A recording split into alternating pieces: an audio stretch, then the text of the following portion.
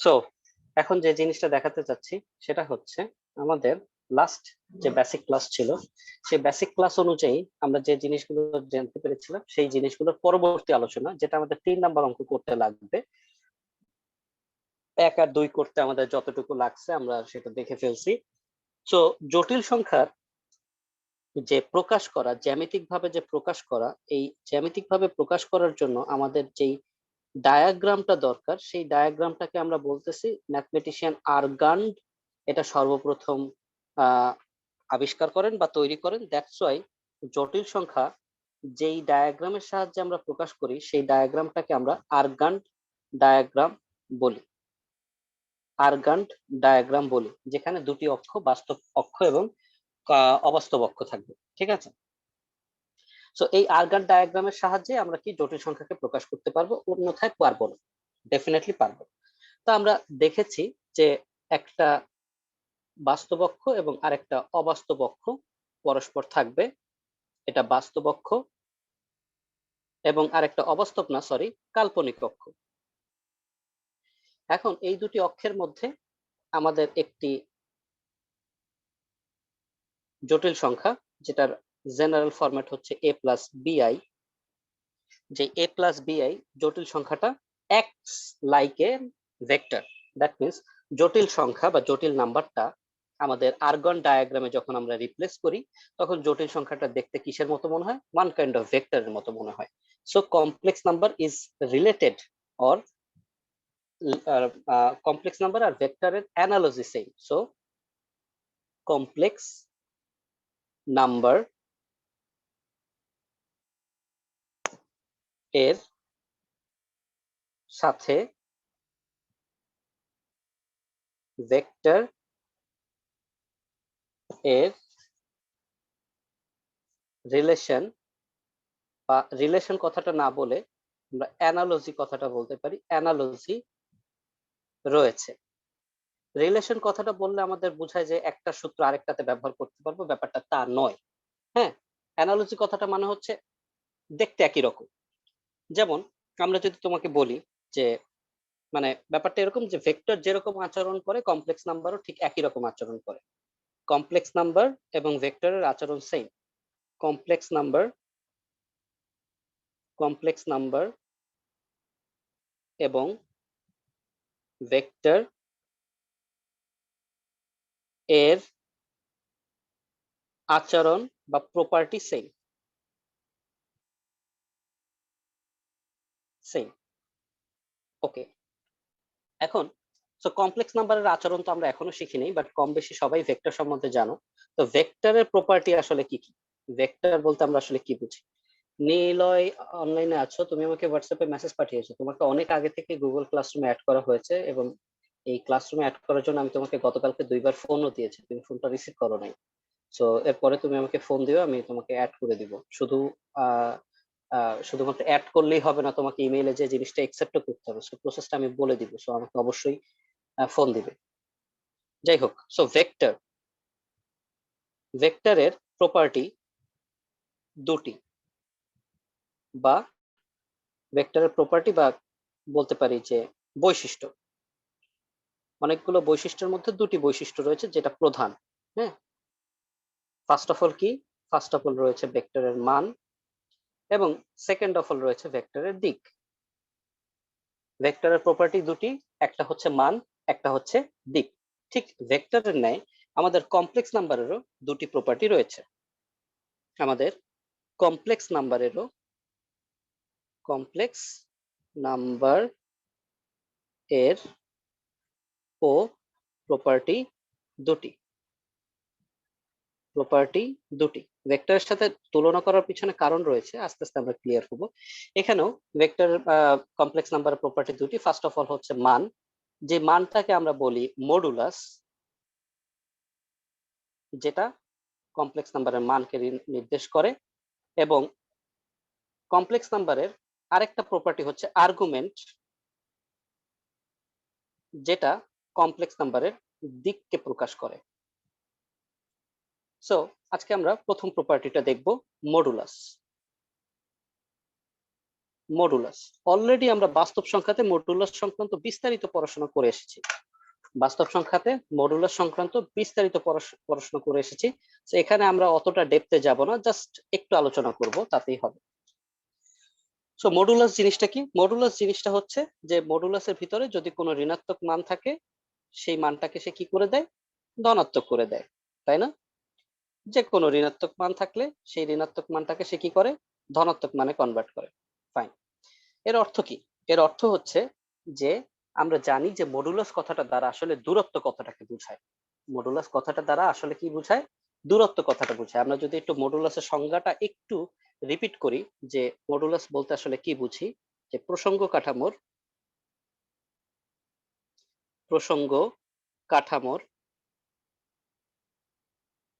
মূল বিন্দুর সাপেক্ষে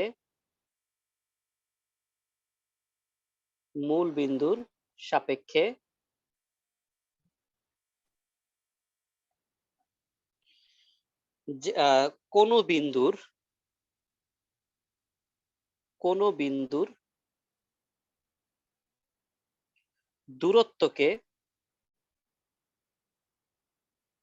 দূরত্বকে আমরা কি বলি?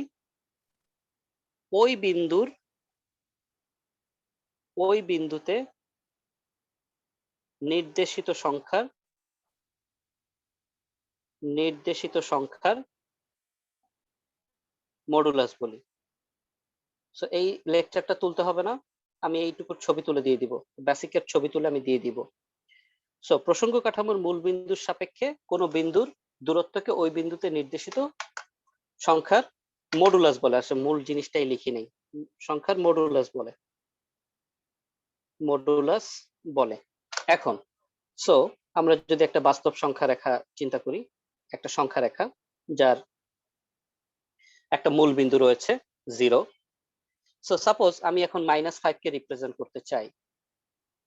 সো আমি যদি বলি মডুলাস অফ -5, এই মডুলাস অফ -5 কি? এই যে সংখ্যা রেখা, এই সংখ্যা রেখাটা কেমন জিনিস? এটা একটা ডেফিনেটলি প্রসঙ্গ কাঠামো।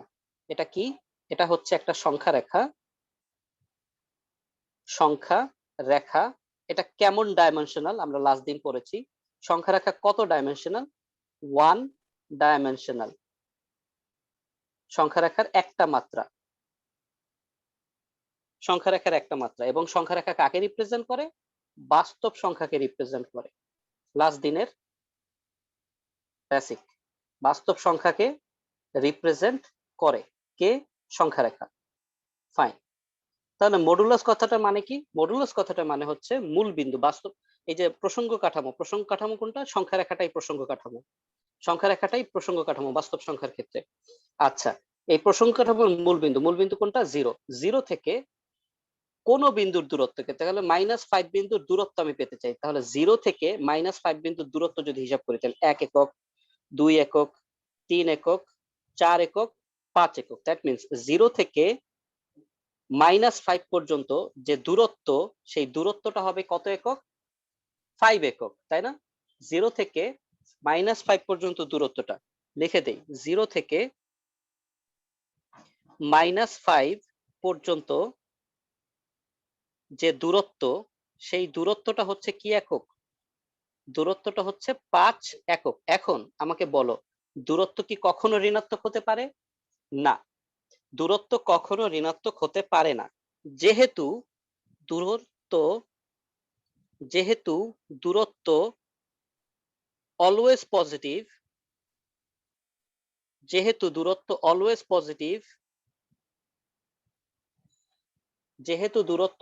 পজিটিভ, সুতরাং আমাদের যে মডুলাস রয়েছে, মডুলাসও কি হবে? অলওয়েজ পজিটিভ হবে। সুতরাং মডুলাসও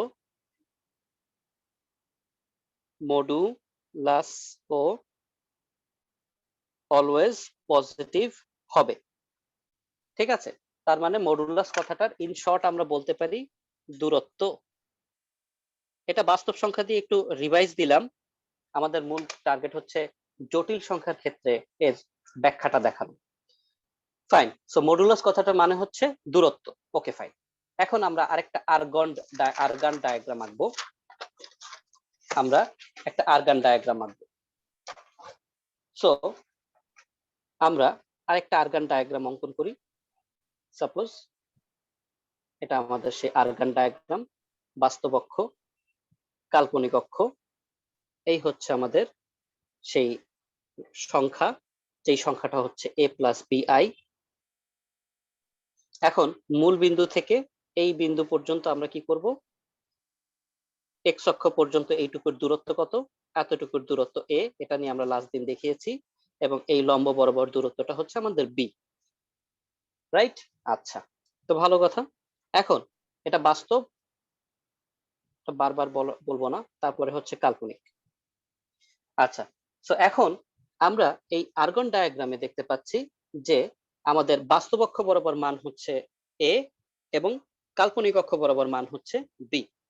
এই যে আমরা a প্লাস bi এটা যে বের করব, এর মডুলাসটা বের করব। এর মডুলাসটা বেসিক্যালি কি, মূল বিন্দু থেকে, মডুলাস কথাটার মানে কি, মডুলাস কথাটার মানে হচ্ছে মূল বিন্দু থেকে আমাদের আর্গান ডায়াগ্রামের মূল বিন্দু। খেয়াল করো, এটা কিন্তু আর্গান ডায়াগ্রামের মূল বিন্দু, এটা কার্তেসীয় স্থানাঙ্ক ব্যবস্থা না যে এই মূল বিন্দুর মান 0 0 হবে। এটা পোলার স্থানাঙ্ক ব্যবস্থা না, এটা আর্গান ডায়াগ্রাম। এটা কিন্তু আর্গান ডায়াগ্রাম। আবারও বলি, আর্গান ডায়াগ্রাম। আর্গান ডায়াগ্রাম কাকে প্রকাশ করে? আর্গান ডায়াগ্রাম কমপ্লেক্স নাম্বারকে প্রকাশ করে, কমপ্লেক্স নাম্বারকে প্রকাশ করে। এবং আর্গান ডায়াগ্রাম কত ডাইমেনশনাল? আর্গান ডায়াগ্রাম কিন্তু মাথায় রাখতে হবে 2 ডাইমেনশনাল। 2 ডাইমেনশনাল, অবশ্যই দুইটা মাত্রা রাখবে আর্গান ডায়াগ্রামকে প্রকাশ করার জন্য। এখন আমরা যদি একটু পিথাগোরাস অ্যাপ্লাই করি, তাহলে আমি যদি চিন্তা করি এটা একটা ত্রিভুজ এবং ডেফিনেটলি সমকোণী ত্রিভুজ, তাহলে অবশ্যই মূল বিন্দু থেকে কমপ্লেক্স নাম্বারের যে ডিসটেন্সটা, মূলত এইটুকু বলতে আসলে কি বোঝায়? ত্রিভুজের অতিভুজকে বোঝায়। তাহলে যদি ত্রিভুজের ভূমি হয় a, ত্রিভুজের লম্ব যদি হয় b, তাহলে তার অতিভুজটা কি হবে? Definitely root over a square plus b square. Definitely কি হবে? Root over a square plus b square. এই যে root over a square plus b square আমরা বের করলাম, এই root over a square plus b স্কয়ারের যে মানটা, এই মানটাই হচ্ছে আমাদের মূল বিন্দু থেকে এই বিন্দু পর্যন্ত টার্গেটের যে বিন্দু, নির্দেশিত যে বিন্দু, সেই নির্দেশিত বিন্দু পর্যন্ত আমাদের দূরত্ব। তার মানে এই root over a square plus b square এটি হচ্ছে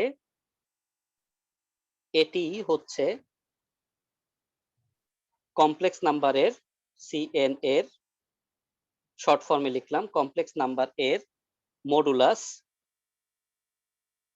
যেহেতু মডুলাস কথাটার মানে আমরা কি পড়েছি? মডুলাস কথাটার মানে আমরা কি পড়েছি? দূরত্ব। মডুলাস কথাটার মানে আমরা কি পড়েছি? দূরত্ব। তাহলে মূল বিন্দু থেকে টার্গেটেড বিন্দু পর্যন্ত, নির্দেশিত বিন্দু পর্যন্ত দূরত্বটাকে কি দ্বারা প্রকাশ করা যায়? একটা সমকোণী ত্রিভুজের অতিভুজ দ্বারা প্রকাশ করা যায়। এবং অতিভুজের মান যদি ভূমির মান a এবং অতিভুজের লম্বের মান b হয়, তাহলে root over a square plus b square দ্বারা আমরা মডুলাস তথা দূরত্বকে প্রকাশ করতে পারি। অর্থাৎ মূল বিন্দু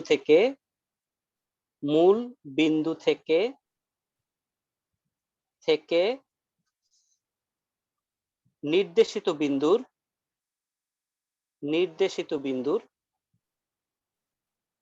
বিন্দুর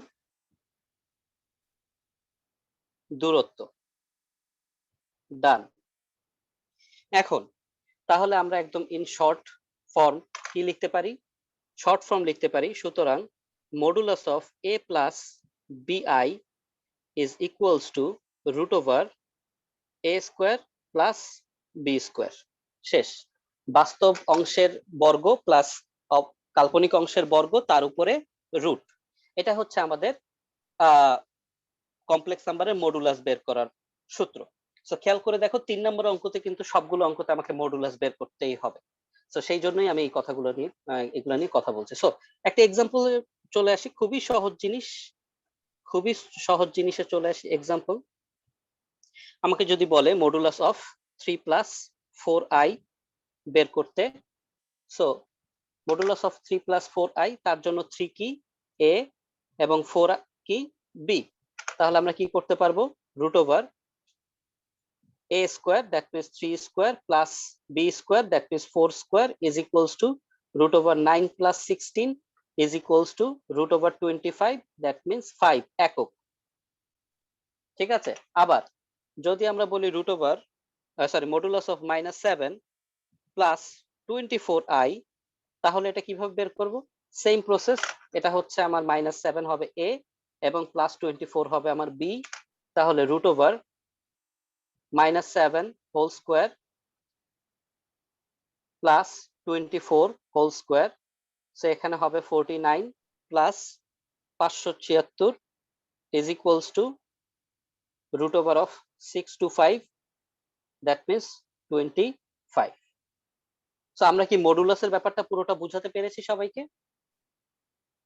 মডুলাস কথাটার মানে কি বুঝাতে পেরেছি? দূরত্ব, এবং দূরত্বটা কিভাবে রিপ্রেজেন্ট করতে পারি? পিথাগোরাসের উপপাদ্যের সাহায্যে আমরা রিপ্রেজেন্ট করতে পারি। কারণ আর্গান ডায়াগ্রাম মডুলাস বলে দূরত্বটাকে, কমপ্লেক্স নাম্বারের দূরত্বটাকে পিথাগোরাস দ্বারা রিপ্রেজেন্ট করা আমাদের প্রতিপাদন করে দেখানো হয়ে গেল। ফাইন, যদি মডুলাসের জিনিসটা বুঝতে পারি তাহলে চলে আসি সেকেন্ড অংশ। তাহলে সেকেন্ড অংশ কি আমরা দেখেছি? আমরা দেখেছি যে আমাদের কমপ্লেক্স নাম্বারের যে প্রপার্টি রয়েছে, সো প্রপার্টির প্রথমটা হচ্ছে মডুলাস এবং দ্বিতীয়টা হচ্ছে আর্গুমেন্ট, এবং আর্গুমেন্ট কাকে রিপ্রেজেন্ট করবে? দিককে। তাহলে এখন আমরা যে জিনিসটা নিয়ে কথা বলছি সেটা হচ্ছে আর্গুমেন্ট।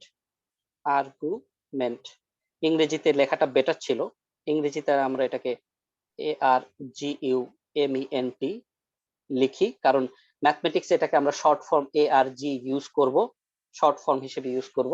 আমরা সবসময় আর্গুমেন্ট এরকম ভাবে লিখবো না। এবং আর্গুমেন্ট আমরা আসলে কি প্রকাশ করে? কমপ্লেক্স নাম্বারের দিক, কমপ্লেক্স নাম্বারের দিক। আচ্ছা, দিকের ব্যাপারে যদি তোমাদেরকে আমি সিম্পল একটা কোশ্চেন করি, যে যদি তোমাকে কোনো একটা ডিরেকশনে যেতে বলা হয়, যে কোনো ডিরেকশন, সাপোজ তুমি তোমার বাসায় এই মুহূর্তে যে যার বাসায় আছো কেন সেখান থেকে পুলিশস্মৃতি কলেজে আসবা, সো যে প্রত্যেককে যদি একই প্রশ্ন করা হয়, যদি সবার বাসা এক না হয়, একই বিল্ডিং বা একই বিল্ডিং না, একই রুম যদি না হয়, এই মুহূর্তে সবার পজিশন যদি একই সেম বিন্দুতে না হয়, তাহলে প্রত্যেকের কি ডিরেকশন ভিন্ন হবে? প্রত্যেকের ডিরেকশন ডেফিনেটলি কি হবে? ভিন্ন হবে। বাট টার্গেট সেম, শহীদ পুলিশস্মৃতি কলেজের গেট টার্গেট সেম, বাট এছাড়া বাকি সবকিছু কি হবে? ডিরেকশন ডানে বামে, কত মিটার কত ফিট, সবকিছু কি হবে? চেঞ্জ হবে। এখন আমাকে যদি কোনো একটা ফিজিক্সের আদলে যদি বলি, আমাকে যদি কোনো একটা বিন্দু থেকে কোনো একটা বিন্দুতে মুভ করতে হয়, ডেফিনেটলি আমাকে ডিরেকশন বলার জন্য আমার দরকার হবে কি? একটা রেফারেন্স। যে কোনো একটা ডিরেকশনের জন্য আমার প্রয়োজন হবে কি? রেফারেন্স। তাহলে ফার্স্ট অফ অল এই কথাটা মাথায় রাখো, কোনো ডিরেকশন, যে কোনো ডিরেকশন, সেটা জটিল সংখ্যার হোক, ভেক্টরের হোক, সরলরেখার হোক, কোনো ধরনের ডিরেকশন এর জন্য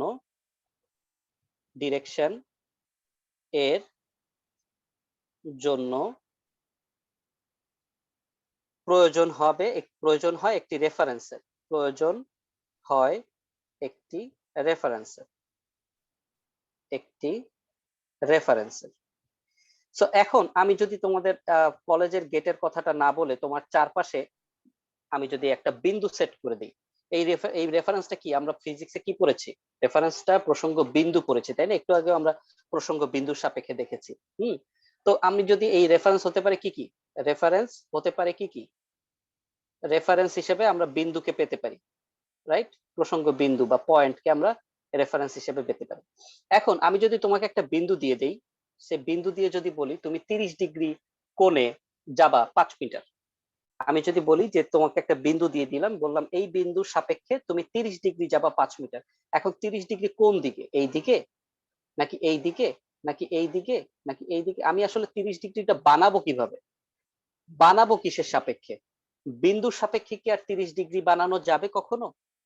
বিন্দুর সাপেক্ষে কি কখনো 30 ডিগ্রি বানানো যাবে, বা 40 ডিগ্রি 50 ডিগ্রি বানানো যাবে না। তার মানে আমি যদি কোণের কথা বলি, যদি কোণের কথা দিয়ে আমি ডিরেকশন প্রকাশ করতে চাই, তাহলে ডেফিনেটলি আমার কি দরকার হবে? একটি লাইন, একটা সরল রেখার প্রয়োজন হবে। কোণ সংক্রান্ত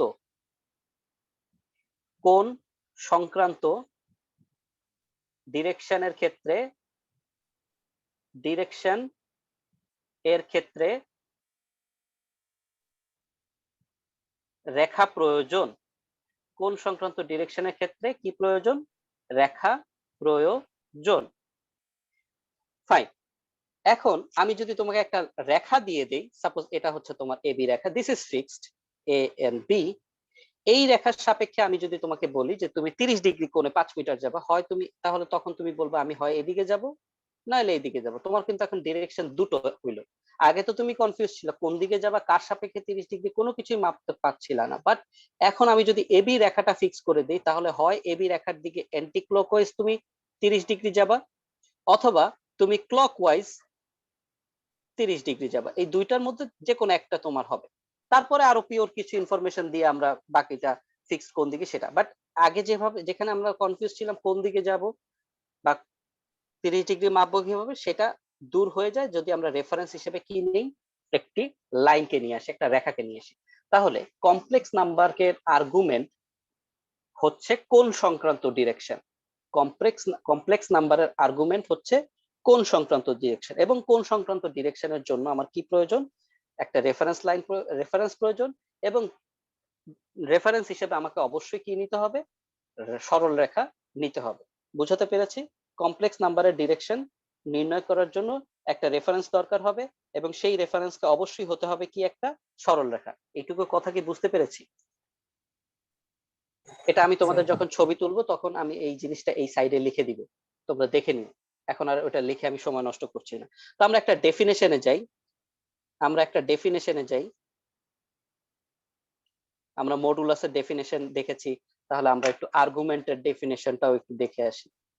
আর্গুমেন্ট জিনিসটা ডেফিনেশনটা কি বুঝতে পারবে, ওরকম ভাবে আমি লিখবো। এবং এই যে ডেফিনেশন গুলো, এগুলো কিন্তু আমি আমার মতো করে বানাই, এটা কোনো বইয়ের একদম পিওর কাঠখোট্টা টাইপের ডেফিনেশন না যে মুখস্থ করতে হবে বা না হলে প্রবলেম হবে। জাস্ট সেন্সটা নিজের ভিতরে ডেভেলপ করলেই হবে।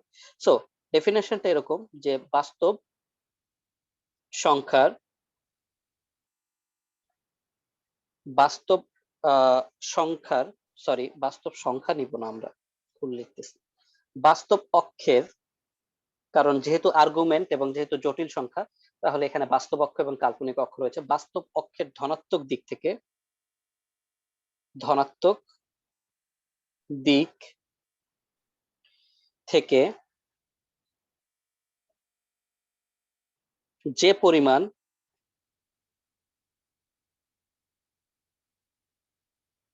ঘূর্ণনের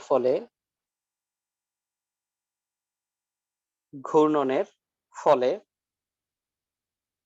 ওই সংখ্যাতে, ওই নির্দেশিত সংখ্যাতে, এখানেও নির্দেশিত সংখ্যা চলে আসছে, ওই নির্দেশিত সংখ্যাতে পৌঁছানো যায়, পৌঁছানো যায় সেই ঘূর্ণনকে, সেই পরিমাণ ঘূর্ণনকে, সেই পরিমাণ ঘূর্ণনকে ওই সংখ্যার আর্গুমেন্ট বলে। এবং এখানে সংখ্যা বলতে অবশ্যই কমপ্লেক্স নাম্বারকেই বলা হচ্ছে, কমপ্লেক্স নাম্বারকেই বোঝানো হচ্ছে। Fine. So first of all, বাস্তব অক্ষের ধনাত্মক দিক, এত বড় একটা কথা, এই জিনিসটার মানে কি? বাস্তব অক্ষের ধনাত্মক দিক এত বড় একটা জিনিসের মানে কি? সাপোজ আমরা আবার সেই আর্গন ডায়াগ্রামে যাই, আমাদের বারবার আর্গন ডায়াগ্রামে যেতে হবে। আর্গন ডায়াগ্রামে আমরা জানি এটা বাস্তব অক্ষ, এবং বাস্তব অক্ষের এই যে দিকটা, এই দিকটা হচ্ছে ধনাত্মক দিক, এবং এই যে দিকটা, এই দিকটা কি কেমন দিক? ঋণাত্মক দিক। কাল্পনিক অক্ষের উপরের দিকটা হচ্ছে ধনাত্মক দিক, নিচের দিকটা হচ্ছে কি? ঋণাত্মক দিক। ডেফিনেটলি।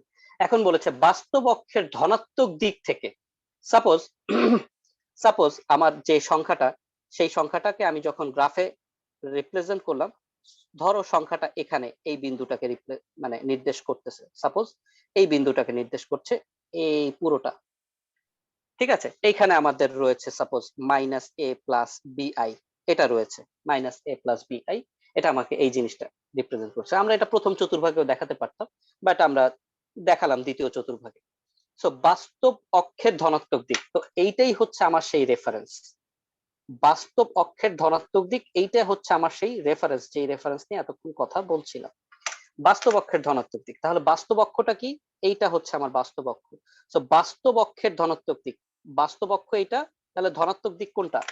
এই অংশটাই কি আমার এখান থেকে এই অংশটুকু কি আমার বাস্তব অক্ষের ধনাত্মক দিক, রাইট? এই অংশটা পুরোটাই হচ্ছে আমার বাস্তব অক্ষের ধনাত্মক দিক। ওকে, বাস্তব অক্ষের ধনাত্মক দিক।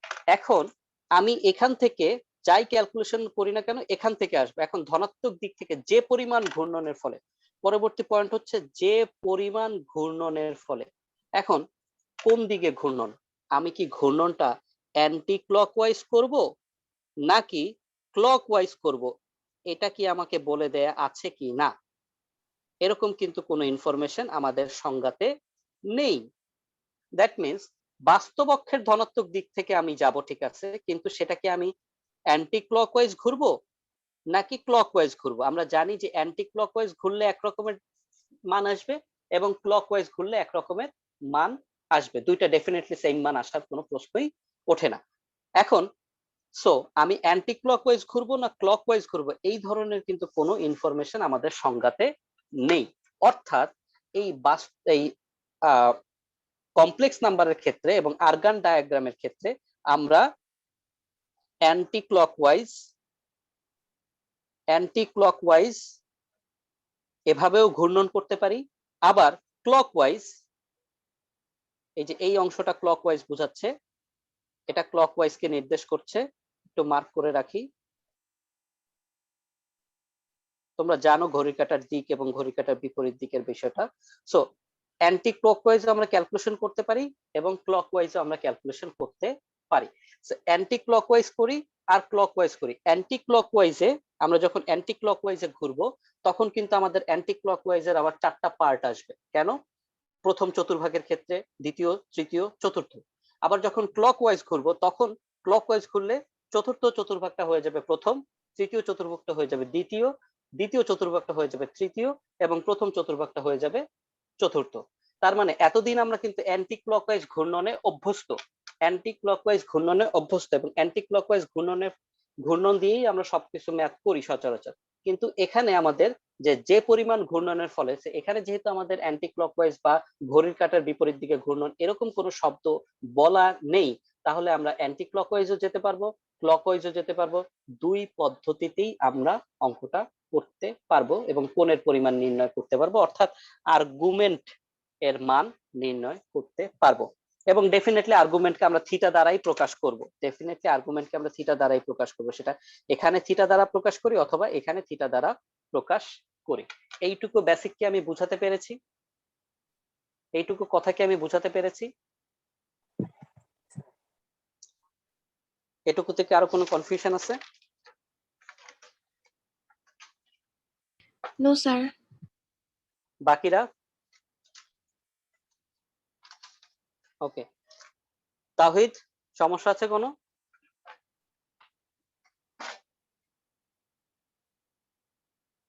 আচ্ছা ফাইন, এতটুকু যেহেতু সবাইকে বুঝাতে পেরেছি, তাহলে আমি আজকের লেকচারটা এখানেই শেষ করব। বাট তার আগে বলে রাখতেছি যে আগামীকালকে আমরা একটা ক্লাস নিতে চাচ্ছি, করা সম্ভব? আবার হ্যাট্রিক করবেন স্যার? হ্যাঁ, হ্যাট্রিক স্যার করতে হবে। 11 তারিখের মধ্যে আমার এই চ্যাপ্টার শেষ করে তারপর আপনারা ঈদের বন্ধ দিতে হবে। ঈদের বন্ধ দেওয়ার সময় কি আমি এই চ্যাপ্টারটা ইনকমপ্লিট রেখে বন্ধ দিব? আপনারাই বলেন। তাহলে কি আমার পক্ষে আবার ঈদের পরে কি এটা কন্টিনিউ করা সম্ভব? আর এই চ্যাপ্টারের বিশালতাটা তো আপনারা দেখতেছেন, তাহলে তাহলে কিভাবে কি হবে? আচ্ছা ফাইন, ঠিক আছে, আগামীকালকে আমরা ক্লাস নিচ্ছি না।